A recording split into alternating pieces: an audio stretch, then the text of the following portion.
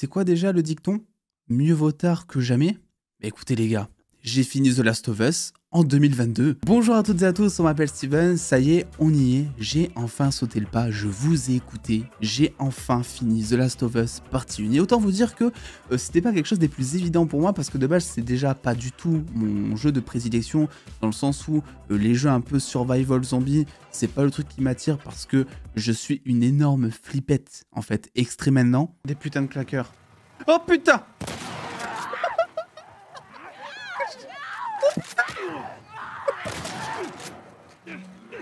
Attends. Attends. Oh putain! Attends. C'est d'ailleurs pour ça que j'avais décidé de faire ce jeu en stream, là où quand j'ai annoncé ça sur Twitter, tout le monde m'a dit ouais, tu devrais le découvrir de ton côté pour profiter.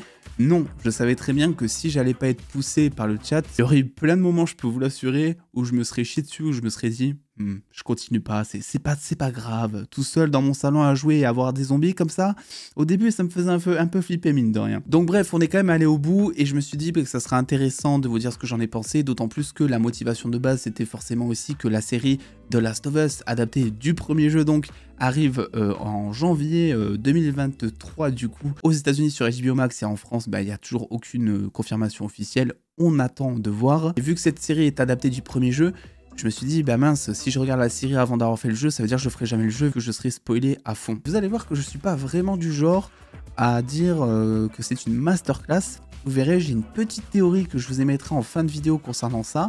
Mais selon moi, c'est un très bon jeu en 2022 toujours, c'est un très bon jeu, il n'y a rien à dire objectivement parlant. Mais ce n'est pas une masterclass. Là, je sais, les gens commencent à s'énerver déjà en commentaire, tout ça. Attendez que je vous parle de ça. Je vais commencer par les points positifs du jeu, ok? La première chose, moi, ce qui m'a le plus choqué, c'est le réalisme. Dans le sens où j'ai fait pas mal de jeux de zombies en vrai, de survival, mais c'est des jeux de zombies où genre t'as des vagues de centaines et de centaines de zombies qui t'arrivent dessus, t'as des lance-roquettes, t'as des tronçonneuses, t'as des munitions illimitées, bref c'est le gros bordel. Et en fait ici, chaque zombie est une menace potentielle dans The Last of Us. Tu sens vraiment qu'il faut réfléchir avant d'aller voir un zombie, même si de base t'es pas le genre de joueur aussi à aller fouiller chaque recoin de la map pour trouver par exemple des armes ou des munitions, ben là tu vas le faire parce que tu sais que tu as besoin d'être en confiance face à un zombie. Je peux te dire que si tu arrives devant 2 colosses, 6 coureurs et 6 zombies, j'en sais rien, tu fais pas le malin, hein. Si t'as pas d'armes, si t'as pas de munitions, c'est la mort assurée. Donc là-dessus tu fais attention et ça donne un aspect de survie est très réaliste, comme j'ai rarement vu justement dans un jeu de zombies. Et en plus, ça rajoute justement de la difficulté en tant que joueur justement, mais surtout dans le sens des personnages. Parce qu'en fait, t'as la direction artistique qui se mêle à ça, et pendant toute la durée du jeu, tu vas traverser, je crois que ça se passe pendant la durée d'1 an, le jeu il me semble, puisque tu traverses toutes les saisons, et ça se passe pendant 1 an, et en fait tu mets vraiment 1 an à arriver à ton objectif. Tu sens à quel point chaque obstacle est compliqué, tu sens qu'ils se donnent pour faire ce qu'ils veulent. Là où dans n'importe quel autre jeu, tu aurais pris une voiture, tu aurais roulé sur plein d'autres vagues de zombies ou j'en sais rien. Et là vraiment, c'est beaucoup plus compliqué. Et là-dessus, c'est super cool, d'autant plus que ce jeu a aussi le mérite d'apporter quelque chose qui est présent d'ailleurs dans The Walking Dead, que j'adore, mais vraiment c'est le point que j'adore le plus dans les histoires de zombies. C'est le fait de dire que les humains sont plus dangereux que les zombies. T'as toute une évolution par rapport à ça, dans le sens où quand tu commences le jeu, tu flippes quand tu vois un zombie. Enfin moi c'est mon cas parce que vraiment je suis une flippette, mais tu flippes de ouf quand tu vois un zombie. Et tu te rends compte à la fin du jeu que les zombies en fait tu t'en fous maintenant, tu les tues comme ça, il n'y a plus aucun souci. Et que ce qui va te faire le plus flipper, même si je vais plus dire que ce qui va te mettre le plus en difficulté, ça va beaucoup plus être les soldats humains, les bandits humains, bref, les humains en général. C'est un jeu évidemment narratif, donc l'histoire, le développement de personnages est au rendez-vous, et là-dessus ça fait extrêmement plaisir, c'est super bien mené, et en plus c'est vrai que tu as une réalisation derrière qui est vraiment soignée, qui est pensée pour te faire flipper, pour aussi t'amener des twists qui sont assez nombreux dans le jeu scénaristiquement. Voilà, t'es en train de marcher, des fois t'as des petites baisses de rythme, et puis bim, d'un coup on va te mettre un truc à l'écran, et t'es absolument pas prêt pour ce qui se passe quoi. Et il y a un côté que j'adore aussi, même si là on le voit un peu plus régulièrement, c'est la nature qui reprend ses droits. Voilà, là je vais spoiler juste une petite séquence. Voilà, je spoil un jeu de 2013 en 2022, qu'est-ce que tu vas me faire? Rien du tout. Mais la séquence des girafes, oh les gars, j'étais vraiment pas prêt. C'est magnifique. C'est vraiment ce que je retiens le plus de ce jeu. Alors visiblement d'après le chat, c'est une des séquences les plus iconiques du jeu, et c'est normal parce que, en fait, pendant des heures et des heures, tu te prends toute la nature humaine et en fait tous les malheurs de ce monde post-apocalyptique, on dira, en pleine tronche, et d'un coup en fait t'as genre quelques minutes, quelques secondes où t'as une beauté visuelle, une beauté philosophique avec des choses merveilleuses qui se passent encore. C'est un petit peu, c'est pas comme dans The Walking Dead où par exemple tu tapes des zombies pendant 2 saisons et d'un coup on va te montrer une biche, genre on te montre de la vie, quoi, tu vois, genre c'est fou, c'est vraiment, un moindre truc devient quelque chose d'incroyable justement, et c'est ce que j'ai ressenti avec, les girafes en fait. Pour le coup, bah, ça tu t'y attends pas, qui s'attend à voir des girafes en pleine ville, je veux dire, personne. Et en plus, bah, le moment est magique, en fait c'est le mot, il est magique. Quelques petits points négatifs cependant. Le principal pour moi, c'est qu'il est très long à commencer. Et si ça avait été un jeu de 30 heures, j'aurais rien dit. Mais là, c'est un jeu qui fait une quinzaine d'heures, je crois, et ça met vraiment 4-5 heures à commencer. C'est très lent, ça installe très bien ses personnages, ça installe très bien son contexte, mais c'est très lent. C'est très lent aussi dans son gameplay au début. C'est vrai que quand t'es pas habitué, quand tu connais pas The Last of Us, c'est un gameplay durant les premières heures qui te paraît très vieux, très lent en fait. Et ça met selon moi beaucoup trop de temps à commencer. Et ça met en fait le tiers du jeu, le jeu met le tiers à commencer, quoi. Donc là-dessus c'est pour moi le plus gros point négatif, avec aussi un peu le gameplay.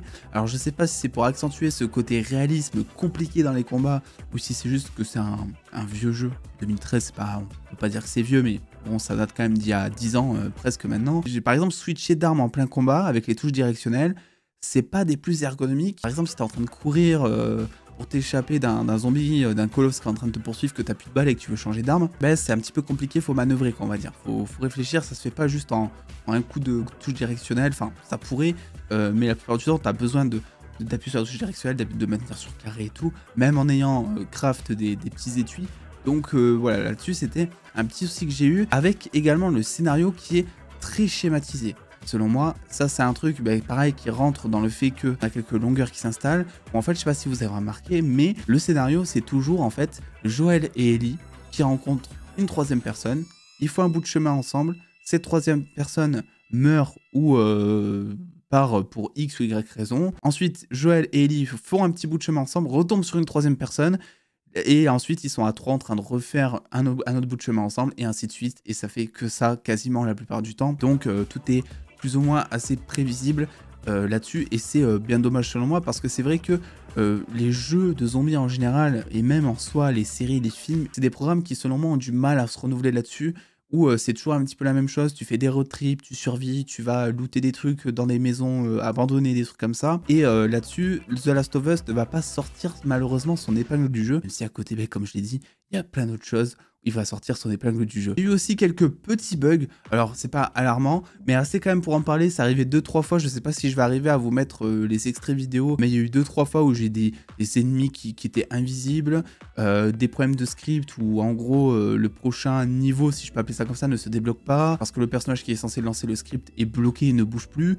Bref, il y a eu des petits moments comme ça, où bon, c'était pas très gênant, il suffit juste de recharger la dernière sauvegarde, heureusement que bon, il n'y avait pas 3 heures de jeu derrière à refaire, mais qui te coupait un peu du moment présent, ce qui est d'ailleurs assez étonnant pour une 3e version d'un jeu qui est sorti en 2013, quoi. Je veux dire, le remake PS5, normalement c'est lisse, quoi, il y a aucun souci. D'ailleurs, en parlant de remake PS5, j'en ai pas parlé parce que moi ça me semblait évident, mais le jeu est magnifique, vraiment. T'as pas l'impression quand tu joues à ce remake que c'est un remasterisé ou non. Le jeu est incroyablement beau là-dessus, c'est pas non plus un Horizon, faut pas déconner, mais le jeu est super beau, tu peux pas t'en plaindre. Et enfin, dernier point négatif, c'est la personnalisation des armes, que je trouve au final peu efficace. C'est-à-dire que autant quand tu améliores la vitesse de rechargement, tu le vois, clairement, mais par contre, le reste, l'amélioration du recul, la portée, les choses comme ça, en tout cas, je l'ai pas tant remarqué que ça. Donc je sais pas vraiment si ça a un impact énorme sur le gameplay, que vous me confirmerez ça en commentaire ou pas, si c'est que moi ou pas.